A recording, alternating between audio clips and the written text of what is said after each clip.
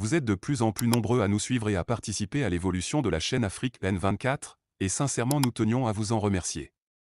Nous lisons tous vos commentaires qui enrichissent le débat et vraiment nous vous demandons de nous soutenir, en aimant les vidéos pour une large diffusion, et pour continuer à avoir une ligne éditoriale indépendante, et vous proposer de nouvelles émissions toujours de plus en plus enrichissantes. Ne restons pas passifs, soyons actifs. Merci et à bientôt.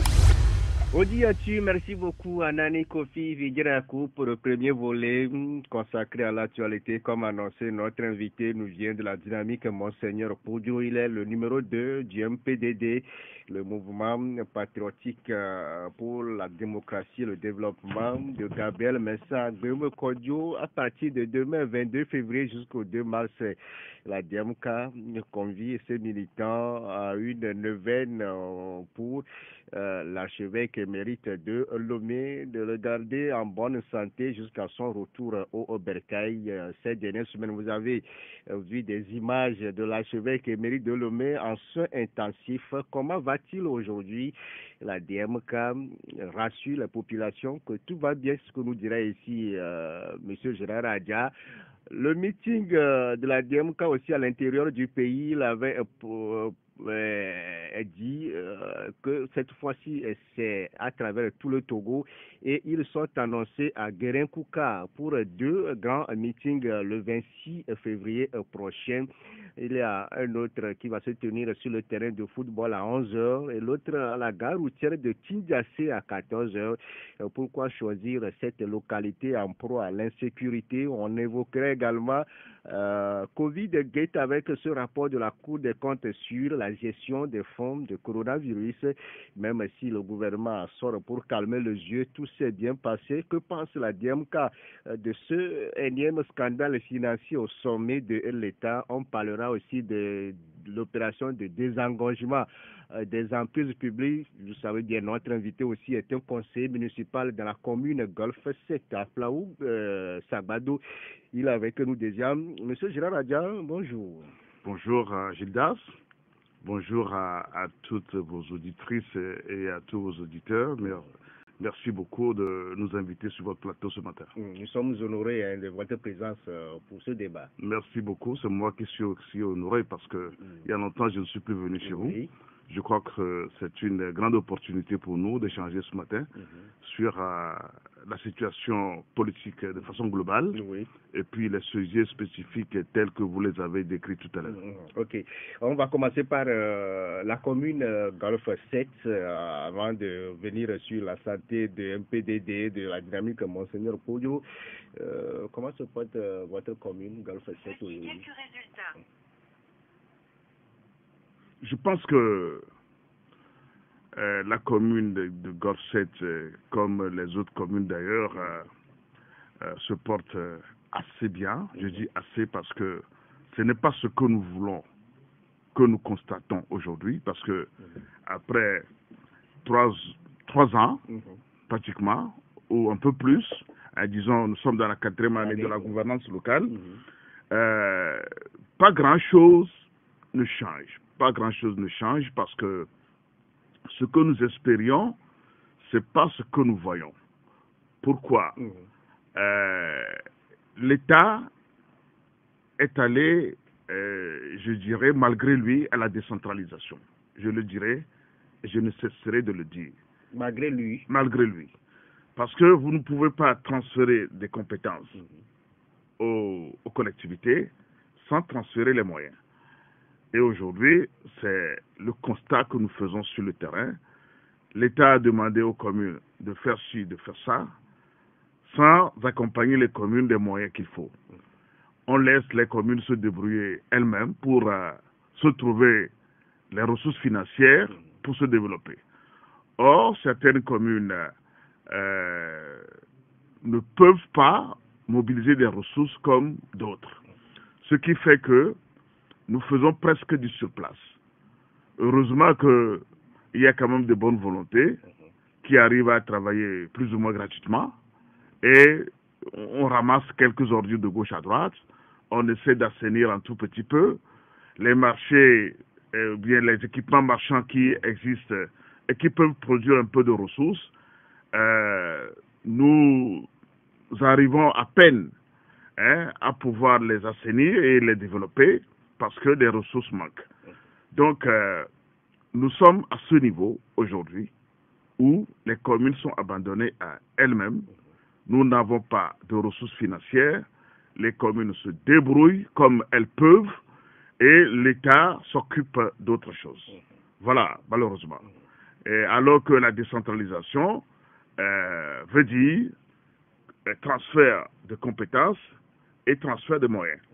Jusqu'à présent, je n'ai pas vu une seule commune du Togo créer une seule école primaire avec ses propres moyens. Or, c'est de notre compétence. Je n'ai pas vu aucune commune créer un petit centre de santé quelque part ou équiper même les centres de santé. Nous n'en avons pas les moyens, tout simplement. Donc, voilà la situation que nous vivons sur le terrain. L'assainissement, nous essayons de faire comme on peut.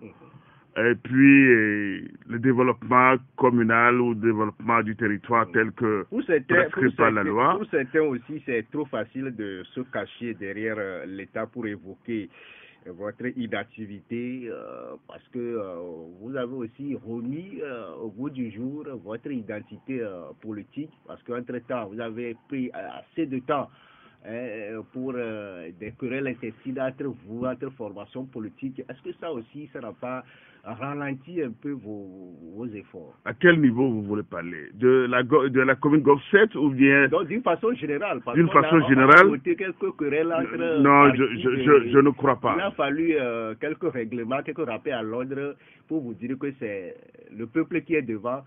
Non, je ne crois pas. Oubliez vos appartenances politiques pour travailler. Non, je ne crois pas que cela ait eu des faits négatifs en tant que tel sur le fonctionnement des communes. Je ne crois pas. Il y a plusieurs communes qui sont dirigées par UNIR. Il y a plusieurs communes, la plupart d'ailleurs. Et je ne crois pas qu'à ce niveau-là, il y a eu des querelles. C'est plutôt à des endroits où les communes sont dirigées par... des partis d'opposition qui sont confrontés à quelques difficultés internes de fonctionnement parce que vous connaissez le pouvoir en place, cherche toujours à mettre les bâtons dans les roues de ceux qui veulent s'essayer et puis faire mieux les choses pour qu'on ne dise pas que eux ils font bien, pourquoi pas les autres. Donc voilà un peu la situation. Mais je ne crois pas que cela ait eu d'incidence pour le développement des communes. Okay. Le problème essentiel des communes, c'est le manque de moyens. L'État ne veut pas accompagner les communes et les communes ne peuvent pas aussi, par le fonctionnement des taxes, mettre en place les taxes, asphyxier les populations qui sont déjà assez pauvres. Donc nous n'allons pas les asphyxier davantage pour qu'ils payent des ressources qui doivent contribuer. Non. Et nous voudrions aussi parler ici de les contributions qui doivent venir par la taxe d'habitation, la taxe foncière. Ça là aussi, bon, il y a beaucoup de communes qui n'arrivent pas encore à mettre en application cette taxe-là, ce qui fait que les ressources sont assez rares pour ces communes. C'est le lieu d'appeler à la conscience de nous tous que les premières ressources des communes viennent des taxes d'habitation et des taxes foncières. Il faudra que chacun y pense et que dans les années ou bien dans les semaines, mois ou années à venir, nous puissions ensemble apporter nos contributions pour le développement des communes. Okay. Une infrastructure qui a changé un peu le visage de votre commune Golf 7, c'est la route Douane-Ségbé, au grand bonheur des riverains, mais des constats faits sur ce tronçon. Pas de lumière, on assiste à une présence permanente des agents de sécurité et même pas d'eau d'âne sur cette voie. Vous, en tant qu'autorité municipale, comment ça se fait que tous ces anomalies se retrouvent sur ce nouveau tronçon? Vous savez, c'est inédit ce qui s'est passé là-bas. La construction, bien la reconstruction de cette voie, nous l'avions souhaité, nous l'avions voulu, nous nous sommes battus pour ça. Parce qu'à un moment donné, ça constituait une honte nationale. Ce n'est pas seulement la honte de notre commune, quoique c'est prioritairement nous qui étions concernés. Mais quand on diffusait des images concernant la voie, comment ça se passait là, c'était honteux. Et donc, nous avons crié très fort, nous avons passé par les couloirs pour que cette voie soit refaite. Nous avions voulu que ce soit en double sens, c'est-à-dire un aller-retour. Malheureusement, je ne sais pas ce qui s'est passé. Ce qu'on nous a ramené, c'est ça. La route est tellement restreinte. Et puis, vu la densité de la population dans ce secteur-là, il est évident que tout ce que vous décrivez là se passe. Et malheureusement, on n'a pas prévu des dos d'âne. Bon, ça aussi, je ne crois pas que ce soit la solution. On aurait pu, pour une fois de bon, tracer cette route-là de manière assez convenable pour permettre une bonne circulation. Aujourd'hui, la voie est refaite, elle est goudronnée, ça circule, mais ça présente beaucoup de dangers. Ça présente beaucoup de dangers. Il appartiendra à la municipalité qui doit maintenant réguler la circulation, de prévoir des mesures pour que nous puissions éviter le maximum d'accidents que nous enregistrons aujourd'hui. Surtout sans lumière aussi, hein, parce que... Bon, la lumière, c'est prévu dans le contrat que la voie sera éclairée, mais jusqu'à présent, vous savez, bon, il faut des ressources financières, il faut des moyens. Certainement que si la lumière n'est pas encore fonctionnelle, c'est parce que... c'est la mairie qui va le faire? Non, ça fait partie de coût de la construction de la route. Donc nous attendons vivement que l'entreprise qui a obtenu ce marché de construction de la voie, je crois que c'est Ebomaf, que Ebomaf termine les travaux en bonne et due forme pour que la route soit éclairée. Parce que effectivement, ça fait sombre et puis ça crée beaucoup d'accidents. Ça crée beaucoup d'accidents. Nous aimerions bien éviter cela à nos populations. Okay. Ouais. Et justement, après la reconstruction de ces voies, on a vu des populations, des gens construire des boutiques, des conteneurs de gauche et à droite. Mais le gouvernement dit: on veut voir clair, on veut avoir une belle ville. Depuis le 15 février dernier, tous ces occupants illégaux sont sommés de libérer ces emprises publiques-là. Quel est l'état de l'eau aujourd'hui dans votre commune? Bon, nous avions commencé le travail de sensibilisation, même avant que le gouvernement ne prenne ses mesures. Parce que nous-mêmes, lorsque la voie a été reconstruite, nous avions constaté que des gens sont venus occuper un peu anarchiquement les trottoirs. Sans l'avis de la mairie? Oui, sans l'avis de la mairie, bien entendu. Vous savez, quand les commerçants veulent se mettre quelque part pour vendre, ils n'ont pas nécessairement besoin d'aller voir la mairie tout d'abord. Sauf si ceux qui veulent mettre des conteneurs. Mais des conteneurs sur cette voie, il n'y en a pas assez. Il n'y en a pas beaucoup. Donc, nous ne pouvons pas nous plaindre par rapport à ça. Il y en a un tout petit peu à certains endroits. Nous avons sensibilisé les gens pour que les trottoirs ne soient pas occupés parce que la voie étant très restreinte, il faut laisser les trottoirs au moins pour la circulation des piétons, etc. Donc si les commerçants occupent encore ces trottoirs, ça ferait que les piétons seront obligés de passer sur le trottoir alors que le trottoir est déjà assez restreint et ça peut encore provoquer plus d'accidents. Donc la commune s'est évertuée à sensibiliser ceux qui posent des marchandises sur les trottoirs à pouvoir reculer un tout petit peu. On ne nous avait pas demandé de dégager complètement parce qu'il faut que tout le monde travaille et gagne un peu de pain. Donc, on leur avait demandé de céder un peu de place pour laisser le passage aux piétons pour qu'il n'y ait pas assez d'accidents. Bon, nous étions sur cette opération-là. Les conseillers sont sortis eux-mêmes pour aller sensibiliser les gens sur le terrain. Et ce n'est qu'après que nous avons appris de la part du gouvernement qu'on va dégager ceux qui mettent les conteneurs à bord des routes, etc. Bon, ça a été un tollé quand cette nouvelle était tombée. On pensait que c'est dans toutes les rues de Lomé. Et donc, nous étions tous confus. Comment ça peut se passer ainsi?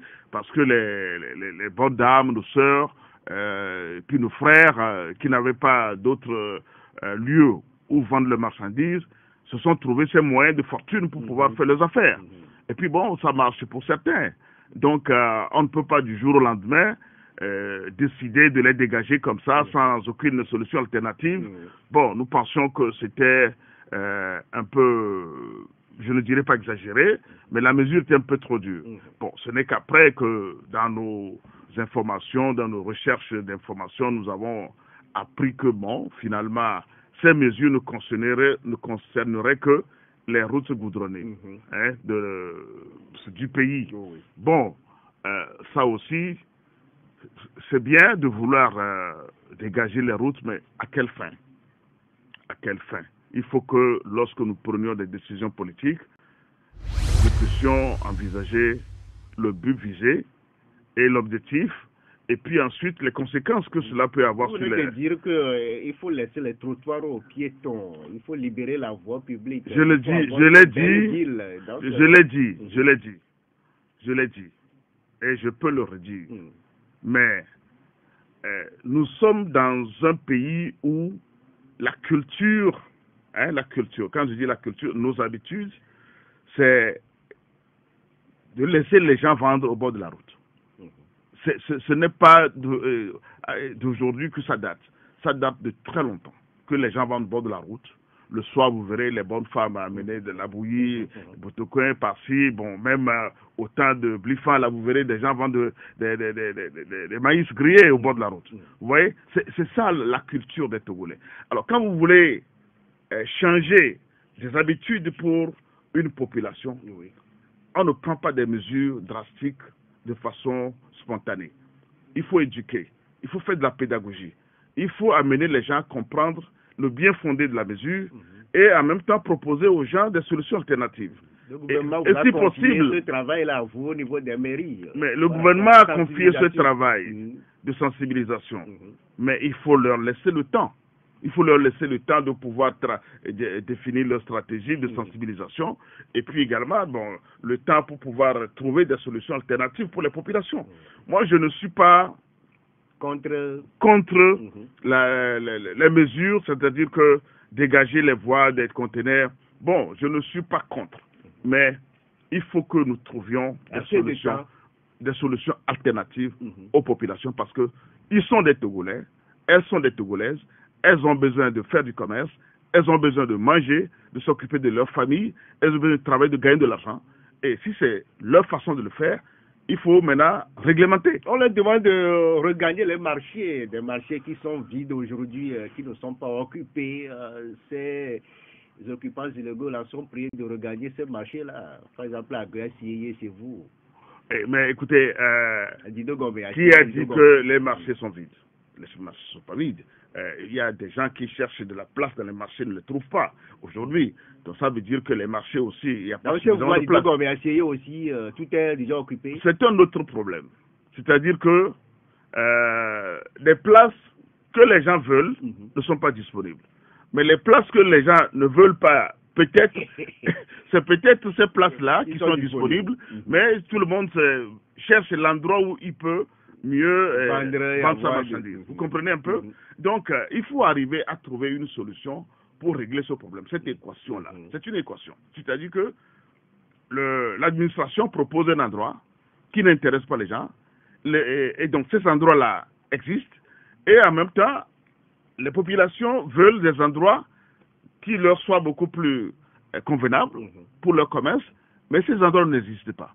Et cette équation, il faut que on laisse le temps aux administrations communales de pouvoir trouver une solution avec les populations. Pour certains, 6 mois de sensibilisation, ce que vous partagez leur avis. C'est aussi un délai de 6 mois. C'est sur quelle base? C'est sur quelle base on fixe ce délai? Donc, je pense que il va falloir que des discussions s'engagent. Donc, si on comprend bien, l'opération de désencombrement n'a pas encore démarré dans Golfe 7? Bon, si, puisque vous savez, je l'avais dit tantôt, nous avions commencé la sensibilisation avant. Et maintenant, la période que le gouvernement a fixée pour dégager les gens, la période est arrivée, mais nous sommes toujours dans la phase de sensibilisation, la phase d'information. Il faut que les gens arrivent à se trouver eux-mêmes des solutions.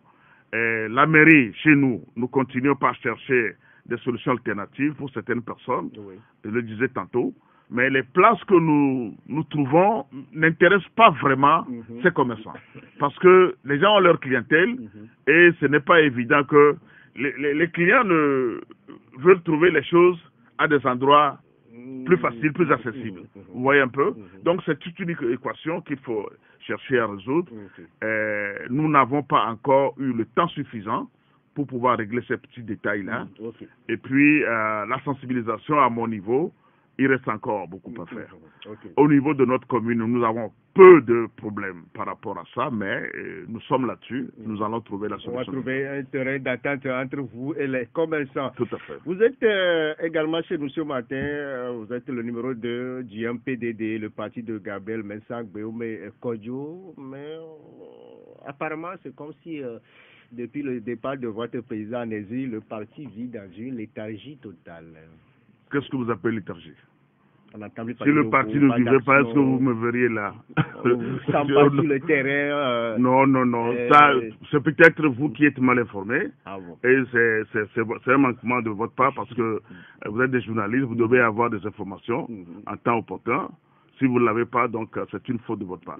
Au-delà de l'action de la DMK, qu'est-ce que le MPDD fait concrètement? Vous savez, nous avons une philosophie. Oui.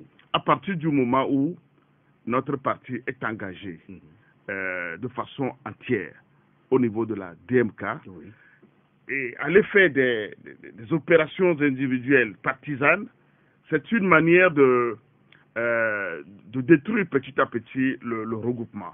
Il ne faudrait pas que les gens se sentent, c'est-à-dire que nous sommes dans un regroupement, nous voulons travailler pour atteindre un objectif, mais en même temps, certains partis veulent tirer le drap de leur côté. Nous ne voudrions pas avoir cette mentalité-là. C'est ça qui avait fait éclater beaucoup de regroupements avant, parce que bon, vous êtes ensemble, mais d'autres à côté font des choses pour se dire que bon, nous c'est nous, nous continuons par faire nos actions sur le terrain, même si les autres ne sont pas avec nous, on veut montrer que nous sommes là. Nous sommes là dans la DMK. Nous travaillons pour que la DMK avance. Nous travaillons pour que tous les partis qui sont au sein de la DMK puissent trouver la solution d'ensemble. Donc, de façon holistique, nous travaillons pour que le pays soit délivré. Ce n'est pas en travaillant individuellement et de façon partisane qu'on a les meilleures solutions. Donc, le parti vit très bien, est bien solide, bien structuré, et fonctionne merveilleusement au sein de la DMK. Ok. Donc tout ce que vous faites aujourd'hui, c'est pour le compte, c'est dans le compte de la dynamique. Aussi bien du compte de la dynamique, Monseigneur Kodjo, et au nom de notre parti MPDD. Bien sûr. Et comment va Gabriel Mensah Gbéomé Kodjo? Très bien. Il se porte très bien. Il est où concrètement? Il est dans son champ de maïs, comme il a dit. La récolte est finie depuis. Non, mais quand la récolte est finie, il faut désherber encore et puis recommencer. Ah bon? Mais bien sûr. Les champs de maïs, ce n'est pas qu'une seule saison. Il y a beaucoup de saisons. Donc, il n'y a pas d'inquiétude par rapport à son état de santé, à son état moral, etc. Non, c'est un combattant. Il est très combatif actuellement. S'il plaît à Dieu, vous aurez encore ces nouvelles très prochainement. Vous savez, depuis 2020, le combat que nous menons ne s'est jamais mené au Togo, depuis 2020. Ce qui se passe au Togo depuis 2020 jusqu'à présent, si tous les Togolais sont honnêtes, ils doivent reconnaître qu'il n'y a jamais eu ça. Et donc, nous sommes engagés dans une phase de la libération de notre pays et nous y arriverons. Maintenant, ça a du prix et c'est ce que nous payons. Monseigneur Kodjo est en exil, le docteur Gbéomé Kodjo est en exil. C'est le prix à payer. Et nous acceptons de payer ce prix. Nous qui sommes sur le terrain, nous sommes traqués de gauche à droite sur tous les plans, mais nous disons la liberté a un prix. Et c'est ça que nous sommes en train de payer. Donc les Togolais n'ont qu'à comprendre que le sacrifice que fait Gbéomé aujourd'hui, le sacrifice que fait Monseigneur Kodjo et tous nos collègues qui sont en exil aujourd'hui et qui se battent pour que ce pays soit libéré, il faut que ce sacrifice ne soit pas vain. Il faut que ce sacrifice ne soit pas vain et que les Togolais comprennent que c'est aujourd'hui ou jamais que nous devons ensemble nous lever pour terminer définitivement ce travail. Parce que plus ça dure, ça peut devenir fatigant, ça peut user aussi bien l'esprit que le corps, et l'on peut être découragé à un moment donné.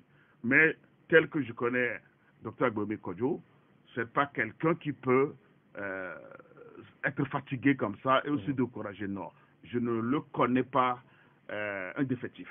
Et Monseigneur Kodjo également, je pense que tel que nous l'avons connu jusqu'à présent, depuis sa jeunesse jusqu'à ce jour, il s'est battu pour ce pays, il continue de se battre, même si à certains moments on peut comprendre que la fatigue, l'émotion et puis tout l'âge aussi, peut agir sur sa personne. Nous le trouvons toujours combatif et nous savons que l'objectif visé sera atteint, quelles que soient les agitations des uns et des autres. Monsieur Adja, que reste-t-il encore des revendications de la DMK relatif à la dernière présidentielle du 22 février 2020? Est-ce qu'aujourd'hui, pour certains, 3 ans après, il faut tourner la page? C'était un véritable marché de dupes, ce nouveau regroupement de partis politiques qui a encore une fois bluffé les Togolais. Vous avez promis avoir les résultats dans un bref délai. Aujourd'hui, qu'est-ce qui reste encore de vos revendications? Qu'est-ce que vous avez encore à brandir de nouveau au peuple togolais pour qu'il... Vous êtes des journalistes que j'admire bien, mais je souhaiterais que vous choisissiez mieux vos mots. Bluffer le peuple togolais, nous n'en avons jamais fait. Nous n'avons jamais bluffé le peuple togolais. Ah bon? Non. Nous n'avons jamais bluffé le peuple togolais. Nous disons les choses telles qu'elles sont et telles que nous le sentons, telles que nous le vivons à l'intérieur de nous. Nous avions dit au peuple togolais de voter pour nous. Ils l'ont fait. Nous avions promis de leur apporter la victoire. Nous avons essayé par tous les moyens pour démontrer que nous avons gagné cette élection du 22 février 2020. Nous avions essayé par tous les moyens pour démontrer que nous avions gagné. Et ceux qui se sont accaparés de cette victoire ont utilisé aussi tous les moyens pour nous empêcher d'arriver au pouvoir. Alors, il faut pas que vous mettiez la responsabilité sur les gens de la DMK, que c'est eux qui n'ont pas fait. Non. La victoire, c'est la victoire du peuple togolais, ce n'est pas la victoire de la DMK. Donc, il appartient à tout le peuple, y compris vous, de faire ce que chacun doit faire pour que cette victoire-là revienne au peuple. Parce que vous n'êtes pas allé voter pour nous pour que, bon, nous on a fini de voter pour vous, débrouillez-vous. Ça ne doit pas se faire comme ça. Dans les pays qui se libèrent, c'est les peuples qui se libèrent. Nous avons voté, j'ai le droit que mon vote soit compté. Et c'est l'état d'esprit que tous les citoyens doivent avoir. Donc, ne pas dire, il ne faut pas que les gens se disent que, bon, la DMK a demandé qu'on vote pour eux, on a voté pour eux, ils n'ont qu'à se débrouiller. Ça ne marche pas comme ça ailleurs. Vous voyez? Et vous, les journalistes aussi, vous devez savoir que chacun a son rôle à jouer pour que ce Togo soit libéré. Donc, moi, je dis, qu'est-ce qui reste encore? Ce n'est pas encore fini. Ce n'est pas encore fini. Tout d'abord, Dieu n'a pas encore dit son dernier mot. Le bon Dieu, sur lequel nous sommes fixés là, pour aborder cette échéance électorale du 22 février 2020, n'a pas encore dit son dernier mot.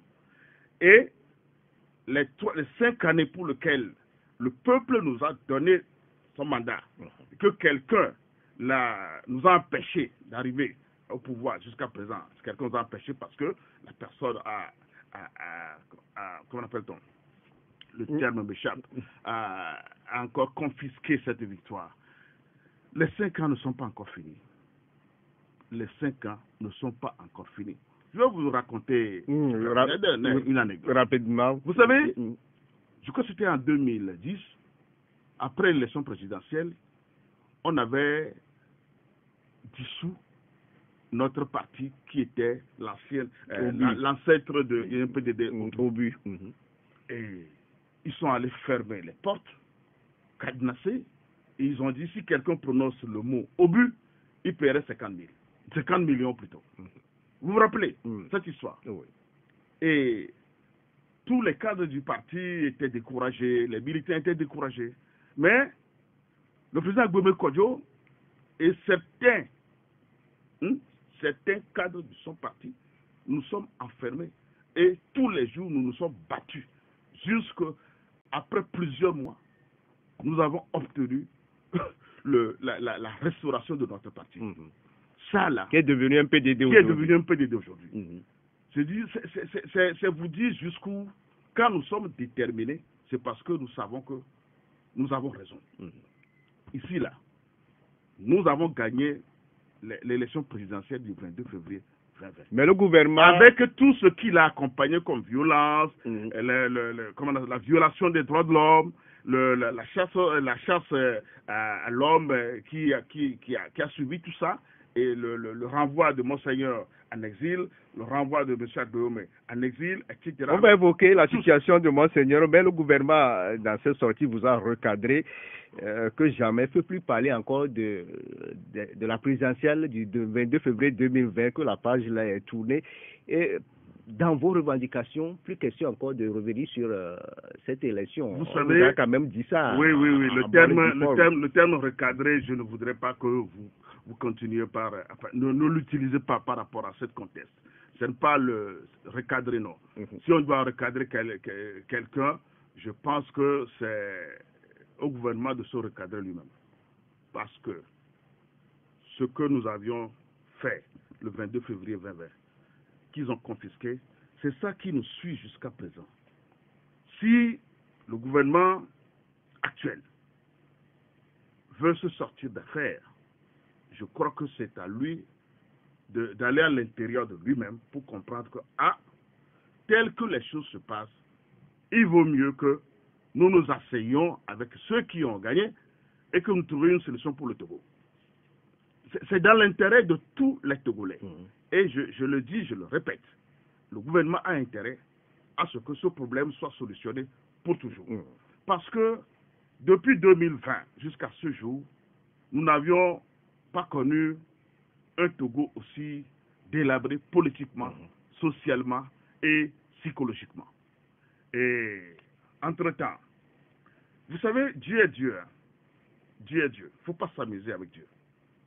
Dans notre pays, je crois que c'est dans les années 2018 ou 2019, bon, le gouvernement parlait de djihadistes en arrêtant des pauvres Togolais qui avaient des amulettes ou des couteaux pour couper la viande dans leur chambre. On les avait ramassés parce qu'on les disait membres de... C'était suite à des enquêtes précises quand même. Ce n'est pas pour... Ce n'est pas oui, on les a appelés... on les a appelés Tigre Révolution. D'accord? Et on leur collait l'étiquette de djihadistes. Il y a des choses qu'il ne faut pas faire. Aujourd'hui, nous voilà confrontés au djihadisme. Nous voilà confrontés. Et nous sommes en train de chercher la solution. Est-ce que comparaison est raison, justement, c'est-à-dire que le fait d'évoquer une situation qui n'existe pas, d'évoquer une situation qui n'existe pas, vous le créez. Parce que vous le mettez dans la tête des gens, vous le mettez dans votre propre subconscient, et quand c'est inscrit dans votre subconscient, ça ne peut que se réaliser. Et c'est ce qui se passe. Il faudrait que ceux qui nous gouvernent aujourd'hui fassent très attention pour qu'ils n'amènent pas le pays au bord du précipice. Parce que nous sommes fatigués de cette gouvernance. Les Togolais sont fatigués. Ils ont décidé de changer de cap en 2020. Il faudrait que le gouvernement actuel comprenne que les Togolais ne veulent plus d'eux et ce qu'ils ont eu à faire, qu'ils corrigent ça. Qu'ils corrigent ça. C'est votre point de vue, M. Adja. L'image a fait le tour des réseaux sociaux les semaines précédentes.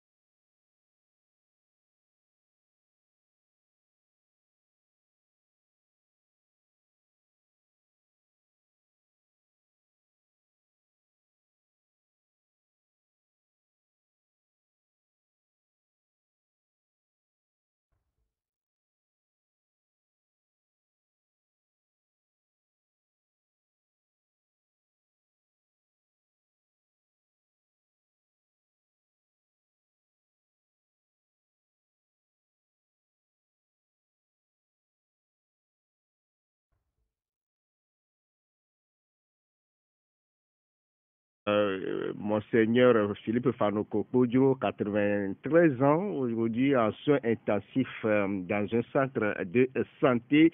Et vous avez réagi sur le sujet. Comment va-t-il aujourd'hui, l'archevêque Émérite de Lomé? Il va bien. Son état de santé. Dieu merci. Dieu merci. Il est rétabli. Il est sorti de l'hôpital, je crois, déjà. Et puis, bon, vous savez, l'âge est assez avancé, mais il tient bon. Il peut arriver à tout le monde de tomber malade, hein, aux jeunes comme aux vieux. C'est ce qui lui est arrivé. Malheureusement, on ne sait pas comment les images ont pu fuiter pour atterrir dans le public.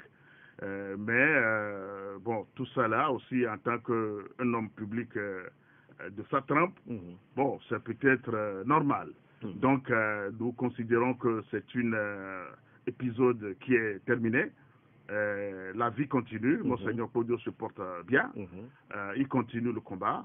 Et nous espérons que Où c'était? Il est au Bénin, est-ce que c'est vrai? Bon, moi je ne peux le dire. Je ne peux dire exactement là où il se trouvait, puisque je n'ai pas l'information. Voilà. On marque la pause et on revient pour évoquer la neuvaine demandée pour le rétablissement de l'archevêque émérite de Lomé et puis les 2 meetings de la DMK à Guérin-Kouka le 26 février prochain. Audi Actu, c'est du lundi au vendredi sur Victor FM. Audi Actu, retour en studio avec notre invité, M. Gérard Adja, le vice-président du MPDD, parti membre de la dynamique, Monseigneur Podjo, conseiller municipal dans la commune de Golf 7. Et par rapport à la santé de l'archevêque émérite de Lomé, la DMK démarre demain, 22 février, une neuvaine jusqu'au 2 mars prochain au Saint-Augustin d'Amoutivé. C'est Eucharistie pour que le Seigneur garde l'archevêque émérite de Lomé en bonne santé jusqu'à son retour au Bécaye. L'autre sujet, c'est les meetings à l'intérieur du pays. Après Vaughan, le 27 novembre 2022, Kondjedi à Lomé, le 14 janvier 2023, la DMK veut aller au fin fond du Togo, 2 meetings prévus à Bassar et puis à Guérin-Kouka le 26 février prochain. Monsieur Adja, pourquoi le choix de ces localités? Non, c'est tout simplement une manière de manifester notre attention vis-à-vis des populations de tout le Togo. Nous sommes allés à Vaughan pour briser la glace des refus de manifester. Nous sommes venus à Lomé, à Kondjedi pour manifester que, bon, dans la capitale aussi, contrairement à ce que le gouvernement disait avant, on peut faire désormais un meeting, et nous l'avons fait. Aujourd'hui, certains se targuent d'être, je ne dirais pas les propriétaires, les plus en vue dans certaines localités. Le Nord, jusqu'à un moment donné, les gens pensaient que c'était leur fief. C'est vrai qu'à un moment, depuis 2017, ça aussi a été brisé, mais nous voulons montrer aux gens que la DMK est partout sur le temps du territoire. Nous avons choisi d'aller à Dankwen, à Guérin-Kouka, et puis également à Bassar, pour aller visiter nos militaires et les populations qui nous font confiance à ces endroits-là. Donc, ce choix n'est basé sur aucune raison comme ça, mais nous voulons aller à Guérin-Kouka, et nous voulons aller à Bassar. Parce qu'on sait que le nord du Togo est sous état d'urgence sécuritaire. Bon, Guérin-Kouka n'est pas dans la zone du nord du Togo. d'urgence sécuritaire. Je pense que l'état d'urgence sécuritaire concerne la région de Savane. Et donc, c'est vrai, Guérin-Kouka est proche des Savanes, mais ce n'est pas dans les Savanes. Donc, nous allons à Guérin-Kouka le dimanche prochain pour aller délivrer des messages aux populations de Guérin-Kouka. Dans la matinée, formalité administrative. Tout est OK. Nous avons écrit au ministre parce que nous nous disons que bon, étant donné que c'est sur 2 préfectures différentes, il vaut mieux écrire au ministre que d'écrire au préfet. Donc, nous avons écrit au ministre de l'administration territoriale pour l'informer de la tenue de ces deux meetings. Donc, nous avons fait ce que la loi nous demande de faire. Et chacun n'a qu'à faire ce que la loi lui impose. Vous avez déjà le retour du ministre Boukpessi? Nous n'avons pas besoin d'avoir un retour. La loi n'a pas dit qu'il faut avoir nécessairement un retour. La loi dit informer. Maintenant, si ceux qui sont informés trouvent des choses à dire, bon, ils vous reviennent. Mais s'ils ne trouvent rien à dire, pourquoi ils vont vous revenir? Je crois que c'est l'esprit de la loi. Hein? Nous avons informé. Nous n'allons pas attendre qu'on nous revienne nécessairement. Nous avons informé. Et nous leur avons demandé de prendre des dispositions pour assurer la sécurité, parce que c'est leur devoir. Hein? Maintenant, s'ils trouvent quelque chose à dire par rapport à ces meetings-là, c'est à eux de venir à nous pour nous dire, bon, votre meeting, voilà ce que nous trouvons à dire. Est-ce qu'on peut en parler? Bon, nous en parlerons à ce moment-là. Mais s'ils ne trouvent rien à dire, pourquoi vous voudriez à tout prix qu'ils nous reviennent? Bon, c'est ça aussi l'erreur que vous commettez. Parce qu'on est habitué à ce genre L'habitude de ne doit réaction. pas être la règle. C'est-à-dire que parce que vous êtes habitué et que c'est ce qui est inscrit. Non, c'est pas ce qui est inscrit. La loi est claire. La loi est claire. Vous informez l'autorité qui est là. Bon, nous l'avons fait.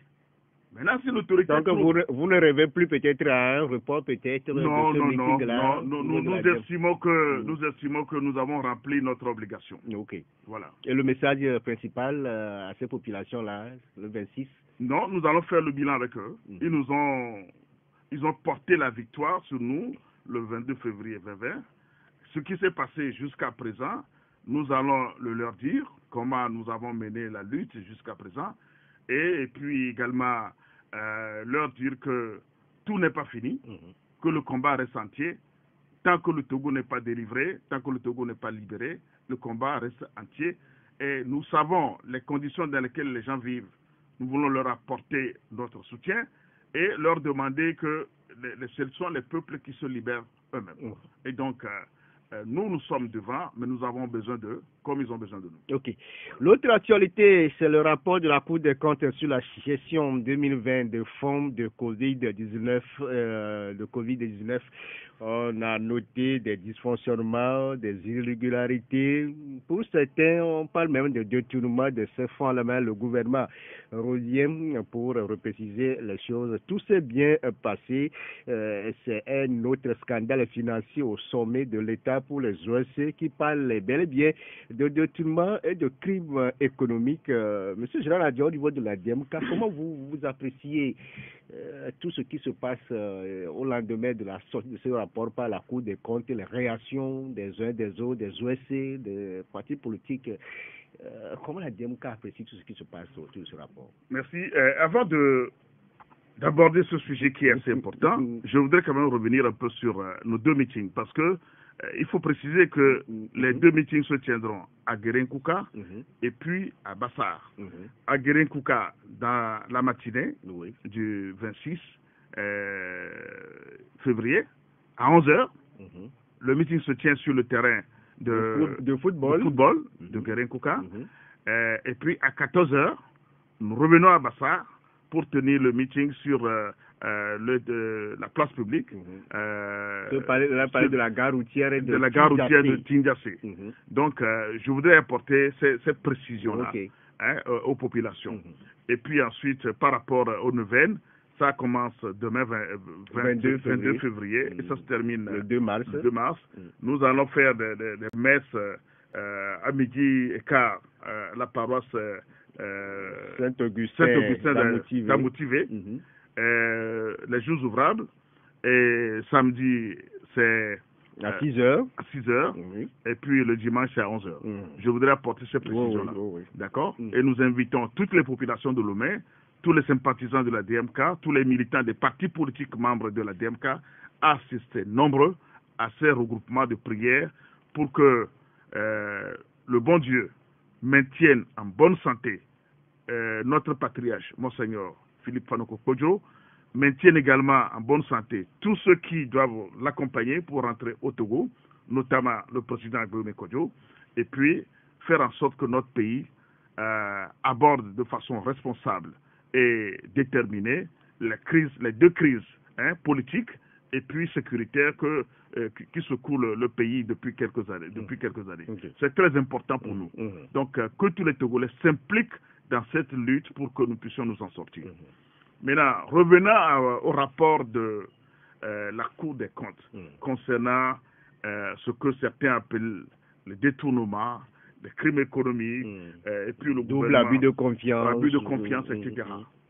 Bon, vous savez, nous avons sorti un communiqué dans lequel nous disons que la DMK n'est pas étonnée par rapport à ces pratiques, parce que ce qui nous a surpris, c'est plutôt le communiqué du gouvernement. Au lieu de faire profil bas pour comprendre que là, ils ont encore failli, ils ont été pris la main dans le sac et faire profil bas, ils se sont permis de sortir encore un communiqué pour se justifier. Tout s'est bien passé. Et ils sont allés jusqu'à dire le contraire de ce que le rapport a dit. Dire le contraire, les conclusions du rapport, le gouvernement a transposé ça. C'est-à-dire que veulent présenter ça autrement aux Togolais, comme si les autres Togolais qui ne sont pas des membres du gouvernement sont des gens qui n'ont plus l'intelligence. Vous voyez un peu? Mais c'est ça qu'on appelle l'arrogance. Et ce n'est pas normal que ceux qui nous dirigent se prennent pour des superman et nous autres qui sont gouvernés, on nous prend comme des gens qui n'ont plus la tête pour penser. Ce n'est pas normal. Vous voyez? Il y a eu bel et bien, je ne dirais pas, il y a eu bel et bien des crimes économiques qui ont été commis à cette époque. Parce que au moment où ils ont tué l'activité économique des gens, au moment où les familles entières n'arrivent plus à se retrouver, au moment où les populations étaient laissées à elles-mêmes, ne savaient plus quoi faire, il y a eu des gens, une minorité, qui pillaient les ressources que des bonnes volontés ont mis à la disposition de l'État pour accompagner les populations et leur éviter d'attraper cette maladie dangereuse. C'est un crime. C'est un crime. Ça n'a pas un autre nom. Maintenant, chercher à justifier ça, ça c'est de l'imposture. Donc, ce qu'ils ont eu à faire, c'est grave. Et celui qui est assis sur le fauteuil là-bas, aujourd'hui, M. Fonia Sigbe, doit en tirer toutes les conséquences et doit savoir prendre ses responsabilités en ce moment-ci. Parce que ce n'est pas normal que des choses se passent comme ça. Ce n'est pas la première fois, mais cette fois-ci, ils sont allés trop loin. On va permettre à ceux-là qui nous suivent sur nos différents canaux, le www.victoirefm.com, le bouquet canal plus numéro 576 et sur la 96.3 Victoire FM, de réagir dans cette émission, vos questions à notre invité, le numéro 2 du MPDD, M. Gérard Adia, qui est avec nous. Sylvain, bonjour. Oui, bonjour chef. Bonjour. Je salue l'invité. Bonjour, M. Sylvain. Et pour la route de Ségbé, ces lampadaires qui ne sont jamais allumés et qui sont défectueux là, et qui baissent la tête là, s'il faut porter plainte, on porte contre qui? Ces lampadaires ne sont jamais allumés, mais c'est par terre. On porte plainte contre qui? Pour la neuvaine, franchement, il le faut. Pour que le vieux se rétablisse. Pour qu'on jubile à la fin. Merci beaucoup à vous, Sylvain. Derrière vous, c'est Madame Messi. Bonjour, Madame Messi. Bonjour. Voilà. À un moment donné, on nous a dit que la DMK était illégitime. La DMK, on nous a dit à un moment donné qu'elle est illégitime. On a confisqué, c'est-à-dire il y a eu une panoplie de trucs, on a confisqué tout l'espace politique, social, économique, éducatif dans le pays pour nous faire demeurer dans le parti unique. On a bloqué les locales durant 30-35 ans avant de l'organiser. Et puis on a saucissonné les golfs, tous les golfs, ils ont encore phagocyté 95%. On n'a pas donné de budget aux 5% restants là pour travailler pour la population. Personne ne porte plainte contre tout ça là. Comment monsieur Adja le trouve? Personne ne dit rien. On laisse ça évoluer comme ça. Jusqu'à ce qu'on soit dans cet état-là, de déliquescence avancée. Pour les détournements massifs là, ça a été institutionnalisé, hein, ça se passe depuis Crésus. Hein. Moi, je serais l'ANC, par exemple, je prendrais tout ça là. Moi, je ne dirais rien. Hein. Je ne mêlerai pas de cette histoire. Voilà. Merci. Pas rancune, quoi. Pas rancune. Ok. Merci beaucoup, madame. Merci. Le dernier, c'est Basile. Bonjour, Basile. Oui, bonjour. Bonjour, Basile. Comment vous allez? Ça va bien. Allez-y, on vous écoute. Vous êtes en direct. Et salut votre invité. Merci, bonjour. Bon, à eux, précisément, je ne les comprends pas. Eux qui sont les opposants, ils ne pensent pas qu'ils font le jeu de ceux qui sont au pouvoir. À peine le président de la République va à l'encontre des populations, ils disent que c'est à cause de ça qu'ils gagnent les élections. Est-ce ce qu'eux-mêmes ils disent là, ils sont conséquents envers eux-mêmes? Est-ce que c'est à cause de ça que le parti au pouvoir gagne les élections? Mais quand ils le font comme ça, c'est la population qui met en danger ou bien c'est quoi? Qu'est-ce que c'est cette manière de faire? Mais je ne parle pas d'eux, je ne parle pas de la DMK. C'est toute l'opposition, à part ceux qui se disent centristes là. Le président ne peut même pas aller à l'encontre de la population. On dit qu'il fait campagne. Qu'est-ce que ça veut dire? Est-ce qu'il peut nous éclaircir mieux? Ok. Merci beaucoup à vous, Basile. C'est fini les trois préoccupations. Monsieur Adja, vous l'avez écouté. Pour Sylvain, il est revenu sur la route Ségbé Douane. Il y a certains lampadaires qui sont là, mais qui ne s'allument jamais. Non, la route Ségbé Douane, les lampadaires qu'on a mis là, je ne crois pas que ça a commencé par fonctionner. Hein? À part juste à l'entrée dans le quartier Ouonyomé, non, oui. Hein? À l'entrée, à partir de la douane là, il y a quelques 2 ou 3 lampadaires qui sont allumés. Tout le reste là, ne sont pas encore actionnés. Elles ne sont pas encore fonctionnées. Donc on ne peut pas parler que les lampadaires sont là et puis elles ne sont pas allumées. C'est pas encore mis en service. Donc nous souhaitons que rapidement les entreprises qui ont obtenu ces marchés-là puissent terminer les travaux. Je l'avais dit tantôt. Je suppose que s'ils ne l'ont pas encore fait, c'est parce qu'il manque de l'argent. Parce que le plus souvent, quand on donne ces marchés aux gens, bon, les gens aussi attendent qu'on le paye, hein, soit des avances, etc. Et des acomptes avant que on espère vivement que l'entreprise là revienne vite. Contre qui il faut porter plainte. Je crois que il faut que nous apprenions aussi l'action civile. C'est-à-dire, nous n'avons pas un tribunal administratif dans notre pays qui fonctionne normalement. Et ça aussi, c'est le désir, ou bien c'est la volonté du gouvernement de laisser les populations ne pas savoir certaines choses. C'est-à-dire, quand il y a un tribunal administratif, pour ce genre de choses, les populations peuvent aller porter plainte contre le gouvernement. Cette route, c'est une route nationale. Hein? Elle est faite dans la commune de Golfe 7, mais elle n'appartient pas à Golfe 7. C'est une route nationale. Donc, s'il y a un problème qui se pose à ce niveau-là, les citoyens peuvent aller porter plainte contre l'État auprès du tribunal administratif. Et ça aussi, nous devons l'apprendre aux citoyens. Donc, par rapport aussi à la plainte, c'est l'une des préoccupations de Madame Messi qui est revenue sur la légitimité ou non de la dynamique Monseigneur Pouy, puisque le gouvernement l'avait déclaré en fait légitime. Et il a parlé aussi du rétrécissement de l'espace civique depuis un moment. Devant cette situation-là, devant-on porter plainte contre qui lui aussi, elle est revenue sur ça. Mais cette affaire d'illégitimité ou non, je pense que c'est fini maintenant. Non, c'est réglé. On ne peut pas dire que la DMK est illégitime.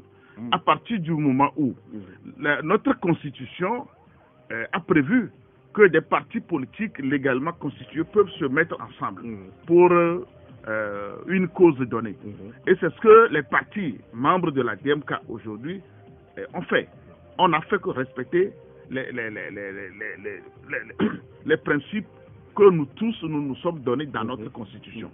Ces partis qui se sont regroupés pour former la DMK sont des partis légalement constitués. À partir de ce moment, la loi fondamentale leur permet de se mettre ensemble. C'est ce que nous avions eu à faire.